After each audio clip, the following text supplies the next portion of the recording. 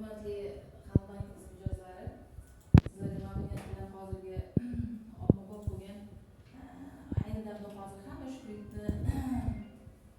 bo'layotgan kredit pasportimizni e'lon qilmoqchiman, Xudo xohlasa. Bu kreditimizning nomi moliyaviy ko'mak deyiladi.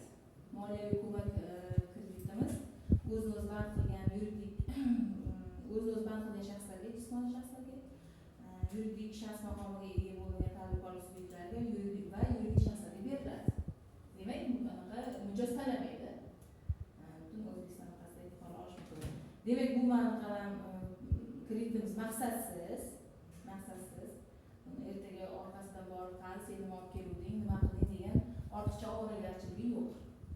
25% dan 36 oyga 6% imtiyozli davr bilan beriladi. Bunga endi boyagi garov asosida beriladi. Garov qiymatini kelish summasi 80% gacha, lekin maksimum 300 million so'mgacha beriladi.